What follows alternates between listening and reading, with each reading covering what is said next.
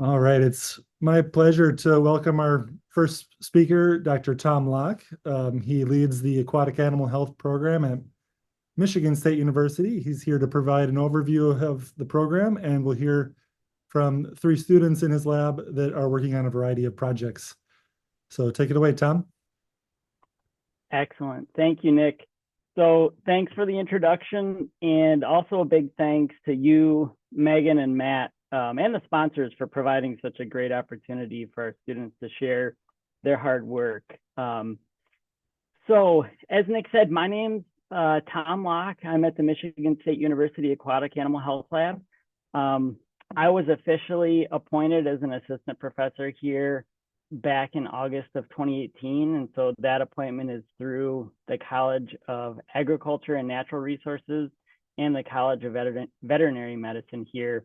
And in my case, I was also appointed under the Partnership for Ecosystem Research and Management, or PERM initiative, in my case, between the Michigan Department of Natural Resources and Michigan State University. So I'm not going to talk a lot about myself, but I'll just say that prior to that, I was in the same lab for a long time, was mentored closely by my friend and colleague, Dr. Mohammed Faisal. And I realized as I was putting this talk together that I've been in the lab for 20 years now. So been here for a while. In terms of what my team and I study, so in a nutshell, really, we seek to understand how aquatic animal pathogens, their hosts, and their environments interact to affect disease outcomes. And in turn, we strive to use this information as a blueprint or like a cheat code to develop novel and effective methods for disease diagnosis, control, and prevention. So when I was thinking about how to structure this talk, to be honest, I was a little intimidated. I ultimately settled on going with 10 things that I hope people would like to know about the laboratory. So that's going to be the structure for a brief time together. So number one, I'm definitely fortunate to have an amazing team in my lab. So in my opinion, successful labs begin and end with amazing teams. I've always strived to surround myself with people smarter than I am. And I think those of you that have interacted with students in my lab could agree with me that I think I've been successful in doing that. So over the years since I've been in my current position, have had the privilege to work with a number of amazing undergraduate students that have gone on to do a lot of cool things in the fields of animal health, veterinary medicine, and more. Currently, we have some recent grads or current undergraduate students in the lab that I'm showing here. I wish I could talk a lot more about each of them, but yeah, they are amazing at what they do. In terms of graduate student alumni, so you'll probably recognize some of these faces here. So Courtney and Amber, they got their masters with me and are now working with Dr. Bruce in the case of Courtney, and Dr. Bouchard in the case of Amber on their PhDs, and Chris recently graduated and is now at Zoetis. So currently I have 5 graduate students in my laboratory. You're going to hear from 3 of them today. So they're all doing some stuff. Obviously, I'm biased, some things that I think are pretty cool. Also fortunate to be working with Dr. Pilarski and Dr. Atsidu in the laboratory here. So they're also instrumental to a lot of the things that we can pull off here. More recent addition to the laboratory is Raquel Sadler. So she's a research assistant that joined the beginning of this year and is becoming quite the scientific force to be reckoned with in the lab. And then definitely last but not least, we have Dr. Megan Chevalier, who you all know well, but she's definitely the glue that holds the lab together. So she's my laboratory manager. She's also an expert virologist. So that's all to say that super fortunate to have a great team, and they make me proud every day. So that was point 1. Point 2, so another thing that I really value in the laboratory is diverse perspectives.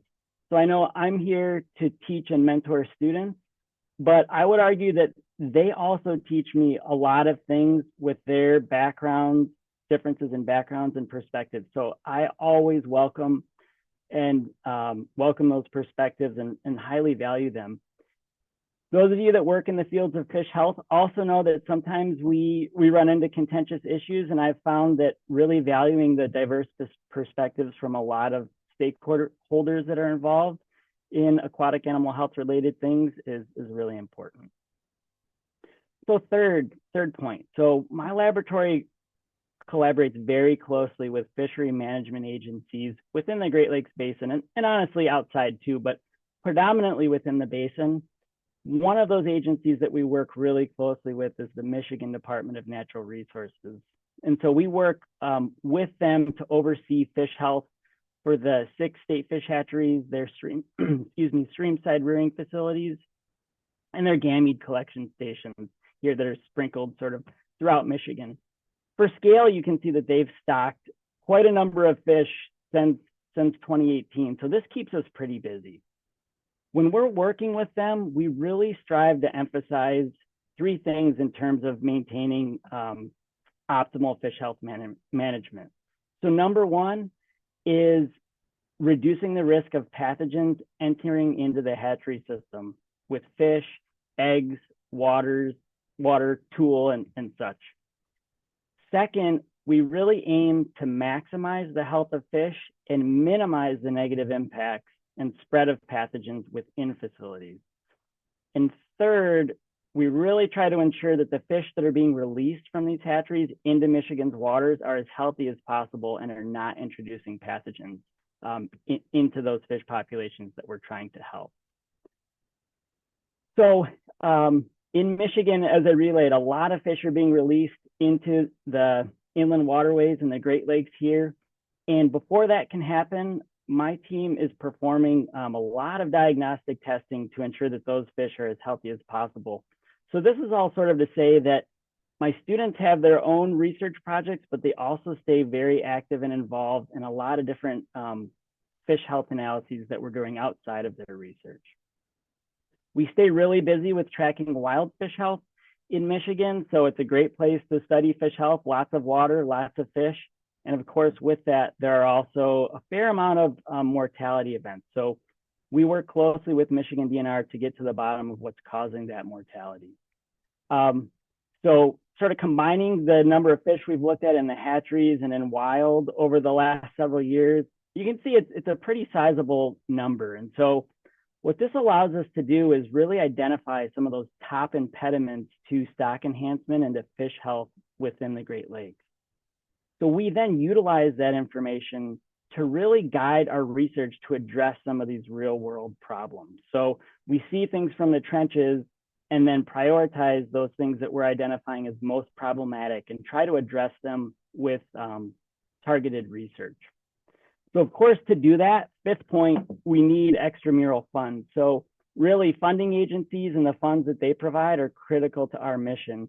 And we utilize a number of these different funders to support the work that we're trying to do.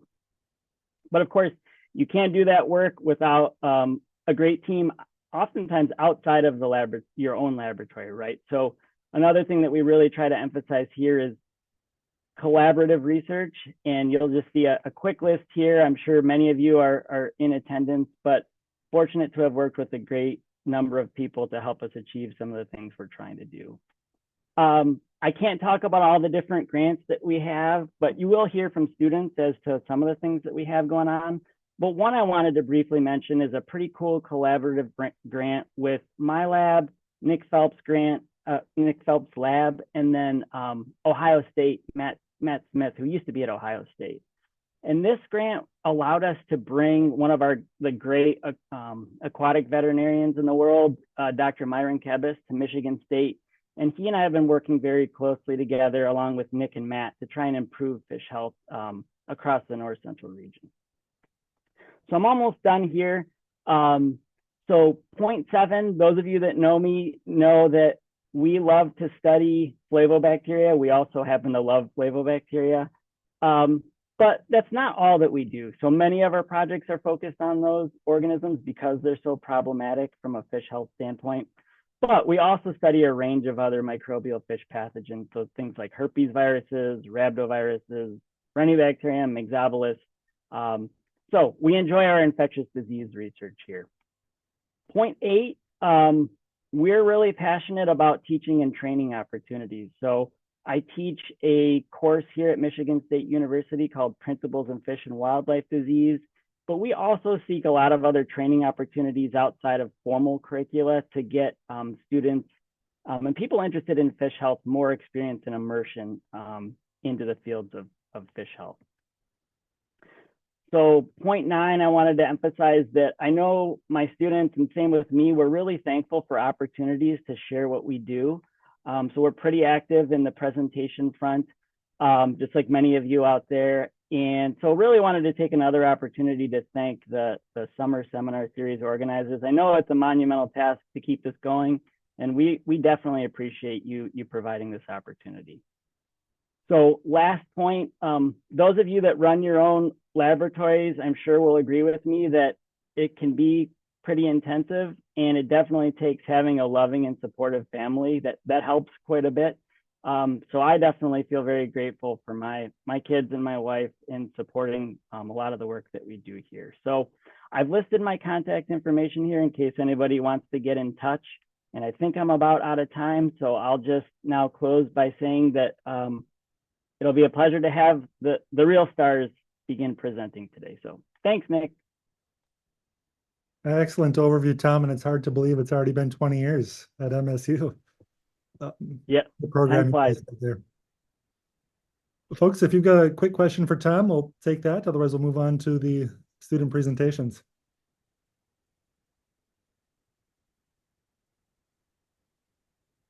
All right. Thanks again, Tom.